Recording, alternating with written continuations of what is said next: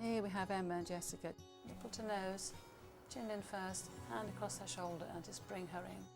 You can see that chin is indenting into the breast tissue. Emma needs to make sure that she sits with her back straight, feet comfortable on the floor, and if she can't quite reach the floor, then an old box file or something just to bring her feet up a little bit so her feet are flat, she's not balancing on her toes. The baby should be in a straight line, head, neck, shoulders and bottom, pelvis in a straight line, and we can see here that Jessica is. When the baby first goes on, the baby will need to pull and stretch the nipple right to the back of his or her mouth, so it's beyond the junction of the hard and soft palate. And a lot of women experience fleeting pain at that point, which is very normal, but it should go perhaps within half a minute. If it continues, then there's something wrong with the attachment, and then mum should have the confidence to take the baby off and then let her go. Just bring her in just a little bit closer, Emma, just a little bit closer to you. That's it.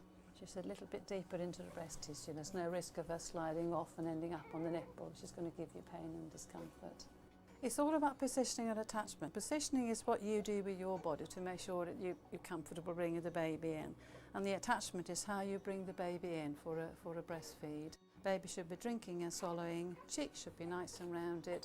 Bottom lip will be open, and there'll be more areola shown by the top lip compared to the bottom lip. Breast milk obviously contains a lot of antibodies, and it protects the baby for however long the mother is breastfeeding and beyond that. And colostrum is really rich, full of antibodies, which is great for the baby's immune system. The baby has a very small stomach, about the size of a marble or just slightly bigger, so it will stretch gradually over the next couple of days, so it doesn't need huge volumes. Round about day 2 or day 3, a mum will experience a slight sort of fullness of the breast, a bit of tingling, feels slightly hard, a bit warmer. She will know that the milk has increased in yield. And she may well see that her baby feeds slightly different as well, perhaps drinks a little bit more. Engorgement generally means that there's something wrong with the attachment. There's a difference between engorgement and fullness. And full breast is when the milk is increasing in volume, and engorgement if the baby's not taking all of the milk off that they need to take off to make the breast comfortable.